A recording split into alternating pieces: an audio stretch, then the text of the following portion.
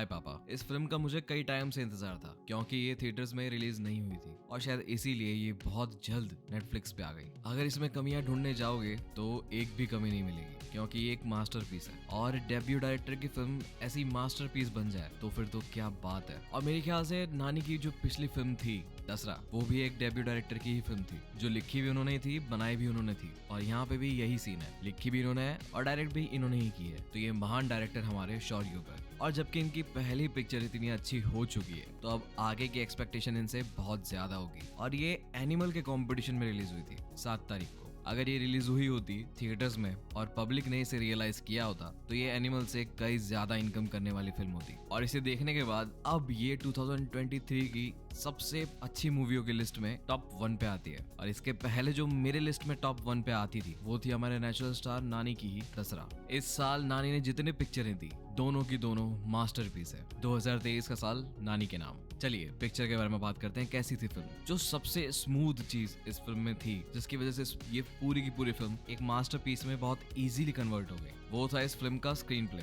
जिस तरीके से सारी चीजें कनेक्ट होती हुई दिखाई है बहुत ज्यादा ओरिजिनल लगती है। और कहानी बेहतरीन तब बनती है जब स्क्रीन प्ले अच्छा हो और वही यहाँ पे हुआ है। और कास्टिंग तो इतनी परफेक्ट लगी मुझे कि इनके अलावा ये दोनों कैरेक्टर पे कोई मैच नहीं करता मेरे ख्याल से। और जो पैशनेटली दोनों ने परफॉर्म किया है, मृणाल और नानी ने, दोनों नहीं, कोई नहीं बोल सकता है कि ये रियल कपल नहीं है इस फिल्म में। और बीजीएम हमेशा साउथ इंडियन फिल्म्स में बहुत अच्छे होते हैं जो सिचुएशंस को रियल बना देते हैं, जिंदा हो जाती है सिचुएशंस। ट्रेलर देख के मुझे ऐसा लगा था कि हिंदी डबिंग इतनी अच्छी नहीं है, लेकिन जब फिल्म देखी तब लगा कि ओवरऑल कैरेक्टर पे डबिंग बैठ रही है और काफी अच्छी थी। जो एक्सप्रेशंस थे डायलॉग्स के वो काफी अच्छे डबिंग में निकले और डायलॉग्स भी बहुत कैची थे और कोई भी डायलॉग फालतू नहीं था, कोई भी यूजलेस नहीं था क्योंकि पूरी फिल्म कहीं पे भी अपनी ग्रिप छोड़ती नहीं है। और कुछ सीन्स हैं जो मुझे बहुत प्यारे लगे, जैसे जब पहली बार मृणाल और नानी की बेटी कैफे में नानी से मिलते हैं। जिस तरह से मृणाल नानी की बेटी को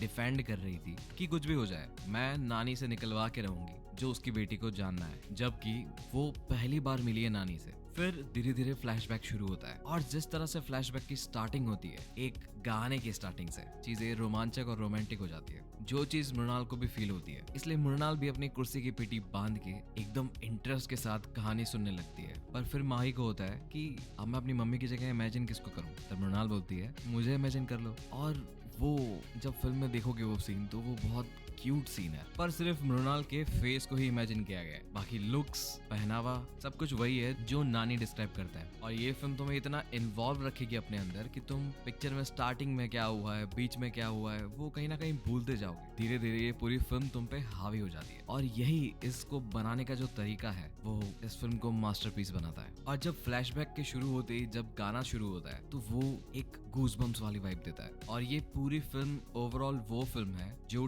टिपिकल आंखों में से आंसू आ जाने वाली फिल्म्स होती है, ये वो फिल्म है। पिक्चर के खत्म होने तक कई सारे ऐसे मोमेंट्स आएंगे जहां आपकी भी आंखों में आंसू होंगे। प्यार, इमोशंस, फीलिंग्स क्या होता है वो सब ये फिल्म बहुत अच्छे से एक्सप्रेस करती है। कई बार लोग हमारी पूरी बात सुनते नहीं है या उन्हें पूरी बात पता नहीं होती है और जब उन्हें नहीं पता होता है तो वो जजमेंटल हो जाते हैं और गलती किसी की भी हो और उन्हें गलती आपकी ही लगती है। ऐसी ही एक सिचुएशन इस फिल्म में भी आती है और एक पॉइंट आता है, वो पॉइंट मैंने एक्सपेक्ट किया था लेकिन इतना लिटरली एक्सपेक्ट नहीं किया था। और जब वो पॉइंट आया तो एक बहुत बड़ा शॉक लगा मुझे, पर उस पॉइंट से कहीं ना कहीं मैं खुश भी था। ओवरऑल ये फिल्म बहुत अच्छी फिल्म है। गाने हो, बैकग्राउंड म्यूजिक हो, स्क्रिप्ट हो, स्क्रीन प्ले हो, स्टोरी हो, कैरेक्टर परफॉर्मेंस हो या और कुछ भी, हर चीज मास्टरपीस है। और एक और चीज है जो बहुत मेन है, अगर वो ही इस पूरी कहानी में नहीं होती तो शायद ये कहानी ऐसी होती ही नहीं, जो है उस बच्ची का कैरेक्टर। और उसके कैरेक्टर को ये चाइल्ड आर्टिस्ट ने बहुत फाइन तरीके से परफॉर्म किया है। क्योंकि अगर इनकी परफॉर्मेंस में कुछ कमी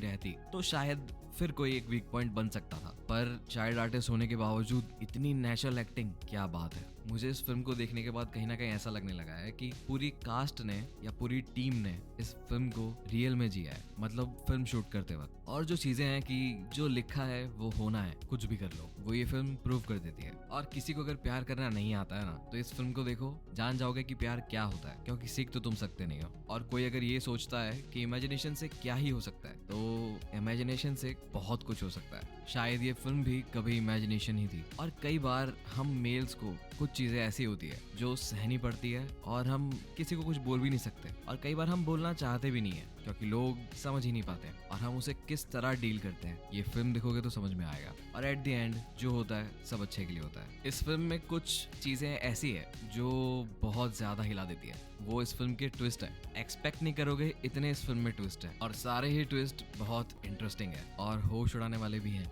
तो बस यही था इस फिल्म का रिव्यू, और मेरी आप सबसे रिक्वेस्ट है कि अगर ये रिव्यू देखा है तो प्लीज ये फिल्म एक बार देखो, और देखने के बाद जरूर बताना कि कैसी लगी आपको ये फिल्म। और अगर पहले ही देख चुके हो तो कमेंट सेक्शन ओपन है, और मैंने बस कुछ दिनों पहले ही अपना एक न्यू सेगमेंट शुरू किया है, आई रिकमेंड, जहां मैंने कुछ मूवीज की रिकमेंडेशन डाली है। तो अगर अच्छी मूवीज की रिकमेंडेशन चाहिए तो उसे देख सकते हो। और बस ऐसे ही वीडियोस के लिए मेरे चैनल को सब्सक्राइब करना मत भूलना, और इस रिव्यू को लाइक और शेयर जरूर करना। तो मैं मिलूंगा आपको किसी अगले वीडियो में, तब तक के लिए बाय बाय।